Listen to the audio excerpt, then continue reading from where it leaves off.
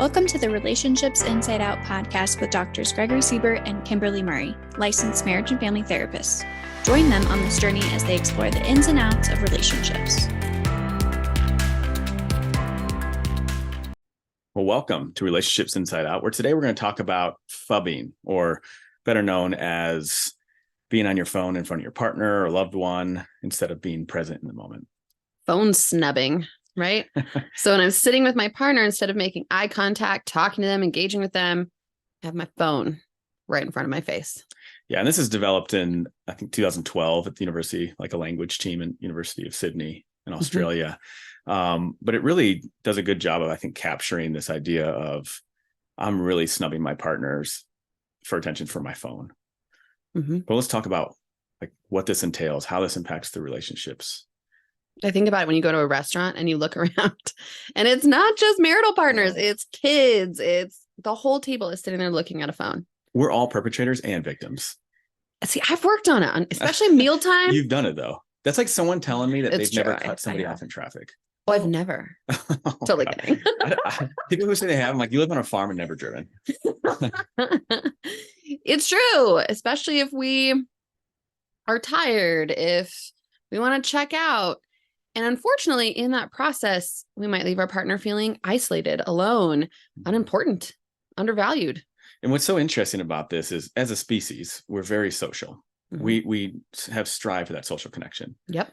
And a lot of us go to the phone. Oh, it's so addicting. But then in the same problem, or in the same like effort of going to our phone for that fear of missing out, or even just kind of the urge to check and get that feedback from social media, we're not connecting in the present moment. So we check out, whether it's a game or a text message or TikTok. I hate TikTok. Everyone knows this.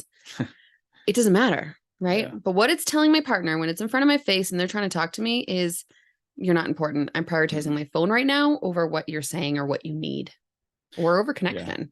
Yeah. And there's studies that show that marital satisfaction is lower. Yep. And because marital satisfaction is lower, there's more depression because they're not connected. And the research shows that the best form of connection is intimacy, and that is through eye contact. Yep. You get social connection through social media, but you don't get the eye contact. You don't get those like minute facial expressions that are extremely important to feel connected with somebody. And the crazy thing about it is, part of it, I mean, if you think about the phone and checking, that urge is almost addictive. Oh, it is addictive. Absolutely. Yeah, it's like it's a technology drug. It's so stimulating. I laugh because we thought my daughter would love Land Before Time. So we put it on about 2 weeks ago. And that shows my age a little bit, but we put it on. And for her, because she's used to such intensity of stimulation from movies, I put it on, and within 5 minutes, she was like, Mom, this is so boring. Why is it so slow? And the graphics are duller. The plot is slower. The voices are everything is slower. And to her, she was like, why did you like this?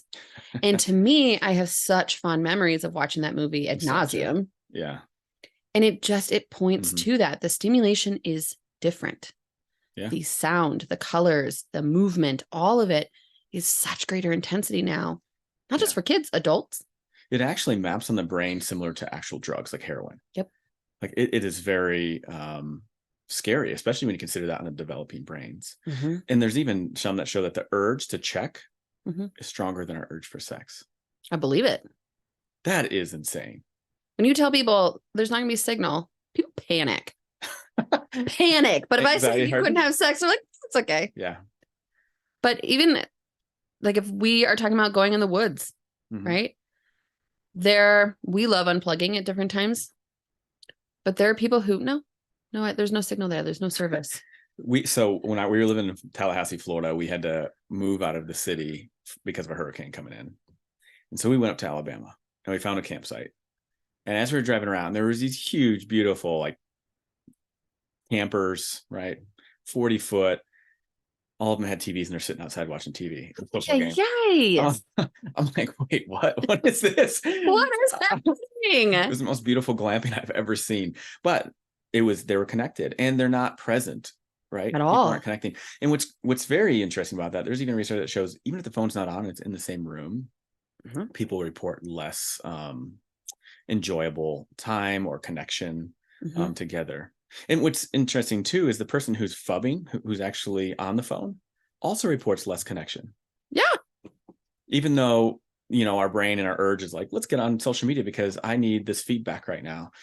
Which interesting too is there's obviously variance around that. So if you're doom scrolling and you're not really participating, there's increased depression versus like getting on there and participating. But still, it's not the same level as the eye contact and the leaning in and being able to attune to your partner's body language, or even just a stranger too. True. Think about with drugs, right? Drugs make us feel good in the moment, much like phones. Even if we know it's bad for us, even if the after effect isn't good for us, we still keep coming back. That's the core of that addiction, is it feels really good in that moment, that dopamine hit. Even if we know like, oh, I should be holding my partner's hand, playing with my children, talking, whatever it might be, that impact, that trickle down effect happens where, man, I really missed out. And then I'm right back on my phone anyway, because now I'm using it to cope for what might feel like negative emotions too. Yeah. And I think I have this right, but Brene Brown even said it takes courage to connect. Yep. It's much more difficult to connect and be present in the moment, and our mind's not wandering, or we don't have the urge to check the social media. To be intimate, to share space and authentic space.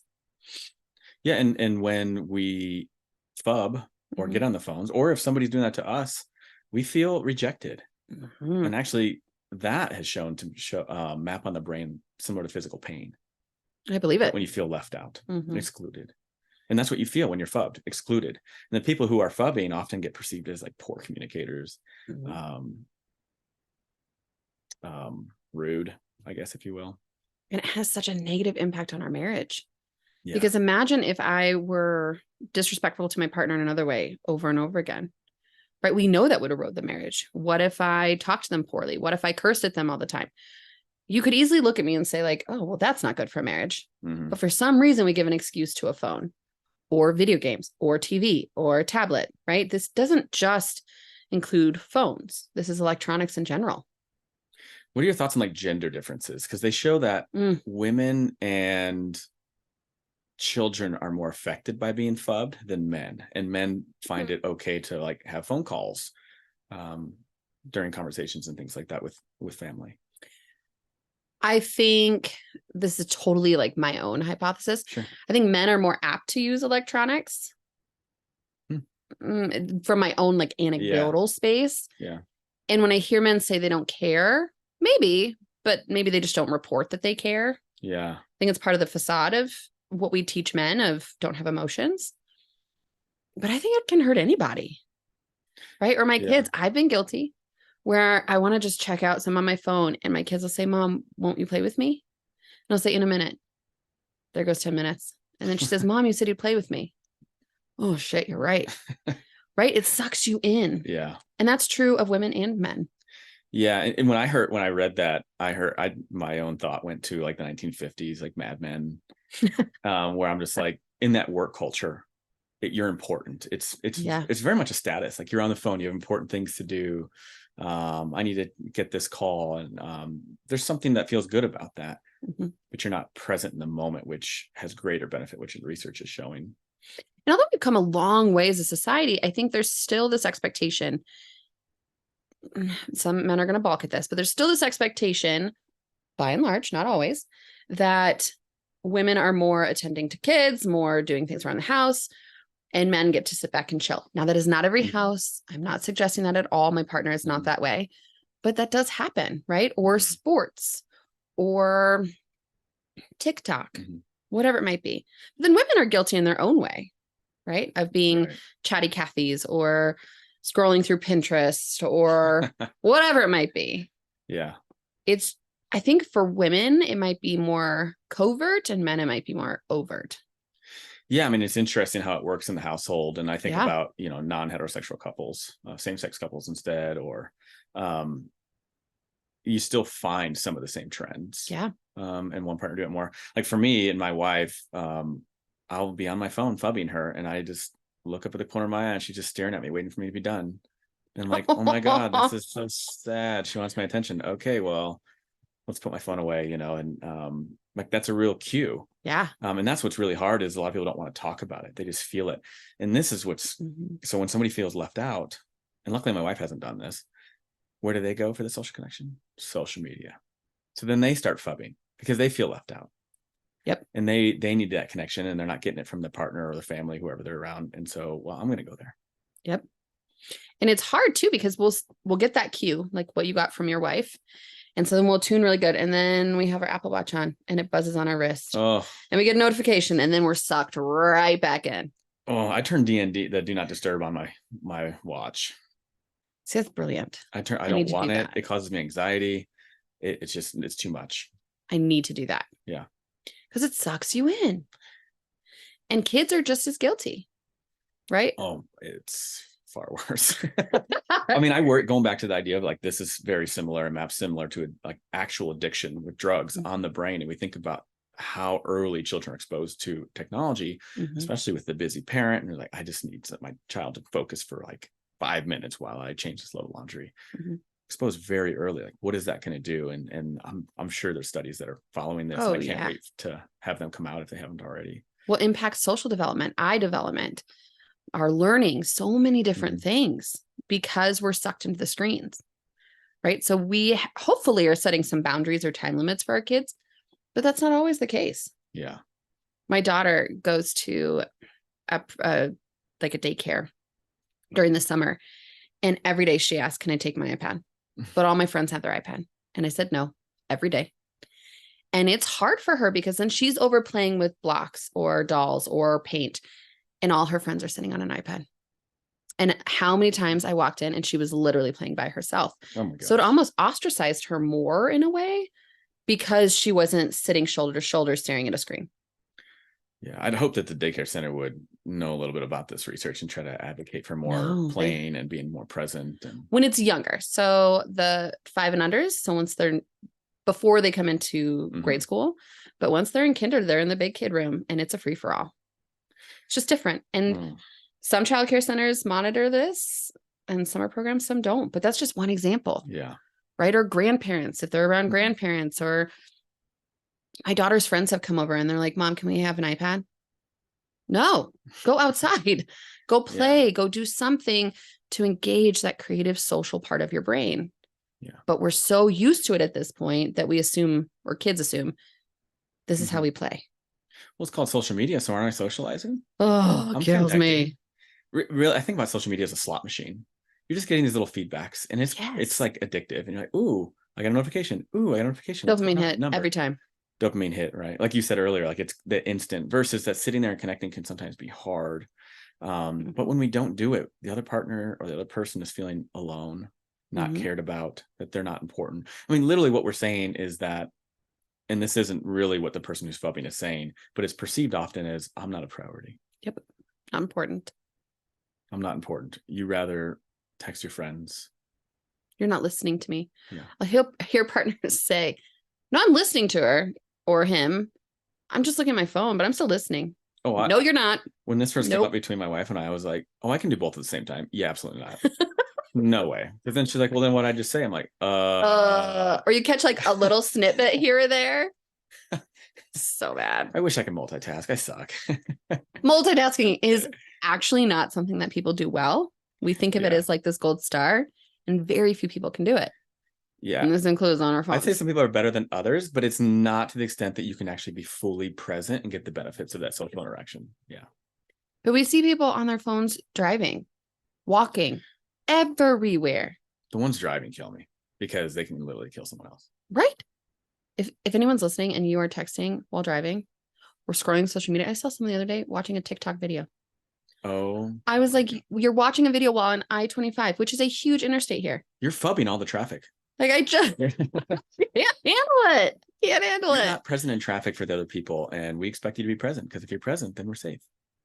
But it's so true. And that safety comes through even if we're sitting on a couch, emotionally safe. Yeah. Right. If I'm sitting on my phone, can I notice that my partner had a rough day? Can I notice that they need a hug or connection? Can I notice that my kids have missed me? No, because I'm not there with them. I'm in a different world, a different place. I love, so couples I always work with trying to prioritize your relationship and find ways to connect. And some couples, and I'm not there to judge because I don't know, people connect in different ways. And someone's like, we really like watching a show together. I'm like, that's great. So do either of you get on your phone while you're watching a show? Yes, we scroll up Every So time. how do you feel connection? How do you feel being present? Like, I just like them there next to me. And then the other partner's like, I don't feel connected during this. Often, like almost 99% of the time. Yeah, that's not, and I get it. We want to check out. Maybe your day was stressful. And it also serves as a coping skill, right? It's addictive in that sense because it really distracts us. Then you look up and an hour's gone by and you're like, what did I do with my time? And that's why I love, when you talk about with your couples, so can you go to your phone real quick and check your screen time? We don't have time. Oh, really? Let's go check your screen time. And I think in the same context with conversation is very important for anyone listening to this. Check your screen time and ask yourself, what could you have done with that time to be more present? Even if it's not with another individual, people who go out in the world and are more present are generally happier. So it's not even just in relationships or with another person like we're talking about today. It's anywhere. And so what could you do to be more present? And it helps you ground. If you are out in nature, looking at the trees, putting your feet in the grass, that is going to ground you and soothe you or help you cope more, far more than a phone ever will. It's a false lure to think that it's going to help in any type of way. I find it interesting that technology in general has made things more efficient for us in some ways. Some ways not. Absolutely. But in the same process of making life easier in that way and connecting with people, we've actually lost that deep connection in general. We're not going over to people's houses. We're not waiting at the park like I was a kid. I'm aging myself here, where we didn't even know if anyone was coming. We just knew that we all met here if we had time to play. And we just love that. And we went home with Can you imagine kids doing that now? No. Oh, well, no, because then this is another topic. We'll talk about helicopter parenting, but because the parents are too worried they're going to like get kidnapped or something like that, that the kids don't even get that freedom to play. And that's another issue that we're coming across now. So, and we'll touch on that in a different episode, but nonetheless, like here I am with no technology out there at the park. And my childhood memories are of the smells, the breezes, the temperatures, like the games, the imagination, the sound of the bugs at night or the fireflies where we were at, like would come up in the summer. Like there's a lot of that. And I'm curious, and I'm very curious of when these children age now that have really grown up in the social media. What are their memories? What are their memories? And will they be ones that are very present with all the senses? Oh, we're missing such a core piece. And we didn't even mention sleep, right? When people go to bed on their phone and wake up on their phone, it wrecks your sleep. And we know about sleep is probably one of our most core, important, foundational coping skills. If we have crappy sleep, it impacts everything. Mental health, physical health, emotional health, relationships, work, you name it. And that in themselves is a cycle, because when all that shit, guess where I'm at? My phone distracting. My phone. Right. I got to get that joy somewhere. I'm phubbing the world. I'm done. I'm just done with today. But we go to bed looking at social media, looking at our games, whatever. And then wake up, roll over, first thing I do, grab my phone. Yeah. And how does that feel for my partner? When we wake up together and instead of turning and saying, good morning, how are you? I love you. How was your sleep? Instead, I say, hey, grab my phone, look at it. That's not connection. No. That doesn't get us off to a right start as a couple or partnership. No. And especially when you think about a little digression here is, especially when you're in bed and you're on your phone, you've conditioned your brain to think that the bed is for more than just sleep, which we talked about in previous episodes. So that's not good. And you've conditioned yourself to be like, I'm in bed, must get on phone, and we're not present, right? It's just automaticity, just engaging automatically, not even really aware of what's around us. I suggest that do not disturb. So mine every night kicks in at 8, and it doesn't come like the do not disturb lasts until the next day at 7:30 in the morning. Oh yeah, I've tried to reach you after 8 and it's unreal. Well, I'm typically asleep by 8:30. So just, oh my God.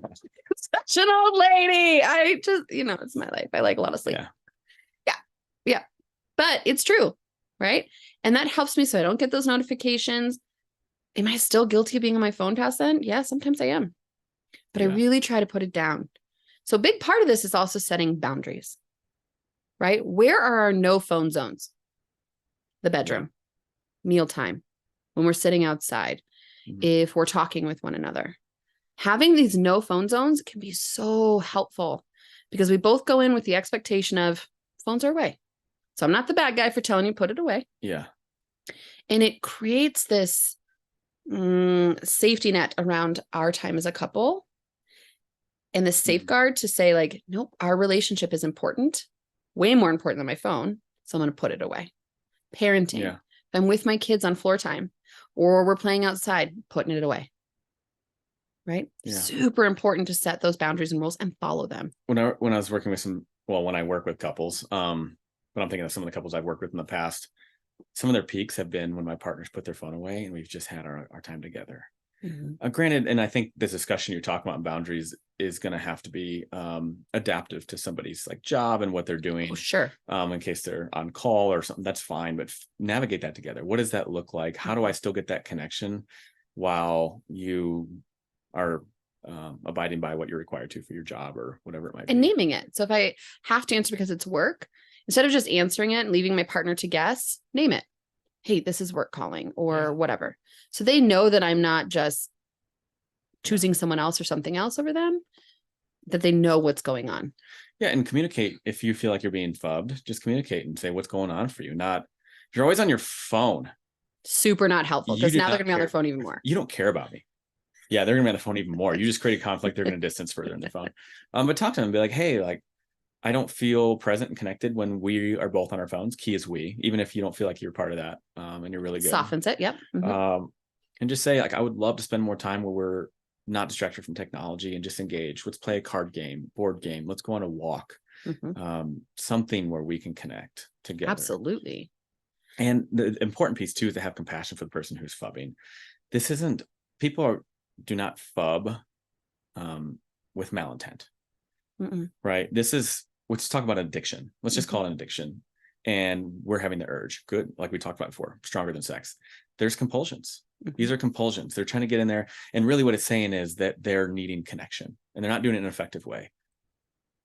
Or coping. Yeah. And I'll say we, because even myself, like I'm on social media, I must need connection. And that kind of cues is like, oh, like he must be needing some interaction or some validation or something right now. Or some enjoyment, right? If I notice that my partner is bored unless they reach for their phone. Hey, let's go outside. Let's go play. Let's go do something. Shake it up. Oh no, you learn to be completely happy when you're just sitting there doing nothing. Be comfortable in your own skin. And our bodies get cranky. Our mind gets cranky and it's a vicious cycle. And while we talk about it in terms of partnerships, I do want to make sure we say like this transcends partnerships. This is when we're sitting with our parents, our siblings, our friends, our kids use, right? Making sure that we're giving them that time and attention, that we're setting it down, because honestly, it can just be plain out disrespectful at times. Yeah. And when we own that this behavior is disrespectful, all of a sudden it's like, oh, maybe I should change it. Rather than, okay, I'll engage. Yeah. And for those of you who might listen to this and are like, I don't really care. Like I need to get on my phone. It's helpful for me. It's not perceived well by others. Again, going back to what I said earlier. And it's not effective. It's not good for your mental health. Seen as a poor communicator, seen as rude, disrespectful. So switch it up. Okay, it's effective at giving you that dopamine hit. There are other things like exercise, getting outside, a bath, connecting with people, like actually verbally connecting with them, that give us the same dopamine hit. Contact, yeah. So find those other things. Well, and I think about it's like, well, what if someone just made it to where you cannot look at social media or scroll unless your heart rate is up to a certain point because you're actually actively moving. So on a treadmill or something, but then I'm like, somebody's going to find a way to finagle that. People are really creative at finding ways to do nothing. But nonetheless, yes, we need to figure out how we can navigate this as a couple. And I'd say one of the main ways, if not the only way to really snip this in the butt is awareness that you're actually doing it. If you're not aware of it, it's just automatic. It's just getting sucked in, the compulsions are taking over. Become aware. Why do I need this right now? What am I going to learn from this? What am I going to gain? Is there something else that's going to benefit myself or my relationship better than getting on this phone right now? Check that screen time report on your phone. Check it. I don't want to. And when it says how many hours, I think you might be a little shocked because we think like, oh, I was only on in like 10 minutes. No, you weren't. Not even close. Or days. It's terrible, but check it. Yeah. And then really think about, okay, if it's 2 hours, 12 hours, 50 hours, I don't care. Think about what else you could have done with that time, right? What else could I have done with 4 hours that I spent on Facebook? There is so much you could have done. But I learned that Karen was found a great deal at the supermarket, and I got to go down and get those. What's so funny is we spend those 4 hours, and then if someone were to ask you, what did you read or see? I don't know. Or nothing important. I hear that all the time. And I'm like, then why did you spend 4 hours on it? Yeah. Like, I don't understand. And I'm guilty too. This is not me, saying I'm better than anyone by any stretch, but it's real. Well, and there were similar discussions around this before the whole social media craze and the scrolling craze. It was movies. And there was the question of, after you're done watching it, how many times do you leave a movie or turn off your TV and you feel fulfilled? Mm-hmm. Most often, not much. Mm-hmm. Unless you're like an extreme empath and get really moved by movies or something. It's my life. I cry in every movie. But that's, I mean, technology in general. So anything that's going to draw your attention away from the moment, and the technology is oftentimes not the moment. Like very much so. TV or phone takes our brain, our body somewhere else. I can't be present. Without being present, I'm not connected. And as you said it earlier, we as people are made to feel connected. We are a social species. We are not meant to be isolated and alone. Yeah. And going on social media does not fulfill that need for just connection, socialization. Yeah. I'm just being gossipy and nosy and seeing what other people are up to, which we've talked about this before. People aren't sharing their real lives anyway on social media, because if you saw into their real lives, right? And that's what connection does. If I actually talk to someone, I might find that they're not doing so red hot, but they're not going to put that on Facebook. No. Right? Highlight reel. Yeah. And I challenge anyone listening, including ourselves, to find one day where you just make complete awareness of your phone and have a plan of not using it as much as possible. Challenge yourself to not use as much as possible. Set limits, set boundaries. See what happens. And this is a benefit that might accrue over time. It might not be the quick dopamine fix you get from the social media. Takes time. But long-term beneficial in terms of your happiness, your relationships. Well, this has been Relationships Inside Out, where today we talked about phubbing, phone snubbing of our loved ones, our partners, our kids. We really encourage everyone to check in on their use of electronics and try to reduce it. Take that time and reduce it. As always, if anyone has any questions, concerns, or topic suggestions, feel free to email us at relationshipsinsideout@gmail.com. Thanks. Thanks.